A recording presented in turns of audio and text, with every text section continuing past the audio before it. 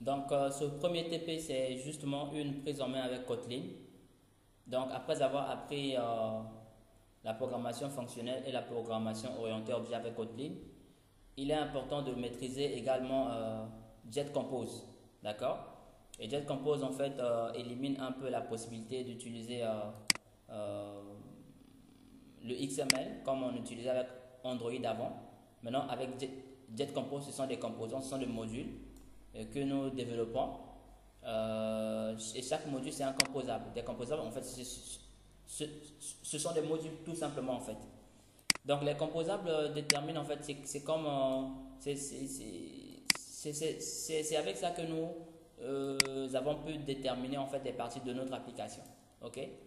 Donc, composable, prenez ça comme des modules tout simplement. Après, il faut maîtriser le cycle de vie de la composition. Comment ça se passe le cycle de vie? Donc, le TP est déjà fait. Donc, on va essayer d'exécuter pour voir. Donc, nous sommes dans Kotlin et nous utilisons Jack Compose par rapport à. Donc, c'est juste une application qui permet en fait de pouvoir. Par exemple, là, vous avez une photo. Il faut savoir comment on ajoute la photo déjà. OK? Maintenant, ça, c'est la personne qui écrit. Vous voyez comment le texte change. D'accord? Je peux même cliquer pour voir plus d'informations sur ce texte-là. En fait, l'objectif de ce TP, c'était ça. Comment structurer déjà cette partie, comment mettre les couleurs, le background, les images, le placement. OK? Donc, c'est ça en fait l'objectif de ce TP. Un petit, une petite conversation, même si ce n'est pas encore interactif, mais nous allons approfondir ça au fur et à mesure. Maintenant, vous allez voir que c'est très facile, hein, c'est vraiment très facile. Vous avez votre classe que vous avez déclarée ici avec Kotlin, hein, tout simplement. Vous avez la composition message. Et puis, à mesure que nous développions, il était question que nous puissions mettre en fait un preview pour prévisualiser en fait notre composable. Et puis voilà, on a évolué avec les systèmes de conversation que nous avons mis. On a utilisé les lazy columns, d'accord, qui permet en fait de pouvoir facilement faire ce que vous voyez là. Alors, donc c'est ça. L'objectif c'est ça. Donc je vais mettre ça dans mon GitHub, et puis ici c'est le cycle de vie, tout simplement. Et je vous laisse donc regarder de plus près comment ça se passe. Donc nous allons faire un TP complet sur le chat où nous allons interagir avec les utilisateurs vont se connecter. Donc déjà vous allez apprendre déjà sur cette partie. Bon, le TP il est déjà dans mon GitHub, d'accord. Je vais également mettre la capture au niveau de Redmi, comme ça vous allez prendre le TP. Maintenant, la formation est également disponible hein, pour Kotlin. Donc de toutes les façons, vous allez voir au fur et à mesure que voilà, Compose Tutorial, ça c'est en fait directement, c'est une application voilà, tout ce que j'ai fait dans le TP, je l'ai pris dans la documentation. Rien n'a été inventé. Donc maintenant, bien sûr que oui, la façon d'expliquer peut différer parce que je vais vraiment donner les explications de manière beaucoup plus détaillée, quoi. Donc, c'est ce qu'on appelle du Kotlin, tout simplement. Ceux qui ne maîtrisent pas Kotlin, c'est ça Kotlin. Hein.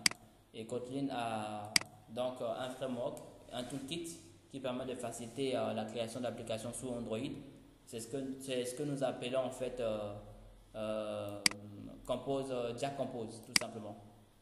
Donc, Jack Compose permet de faciliter la création d'applications avec Kotlin, Android.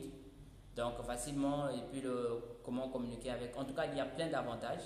Et nous allons faire un TP complet. Nous allons terminer ce TP là. Vous allez voir que ça devient très facile. Maintenant, pendant la formation, je vais expliquer tout ce code. Comment ça se passe en fait. Très abordable. Et vraiment, ça facilite la tâche. Hein, parce qu'à l'époque, bon, pas à l'époque, la possibilité d'utiliser le XML.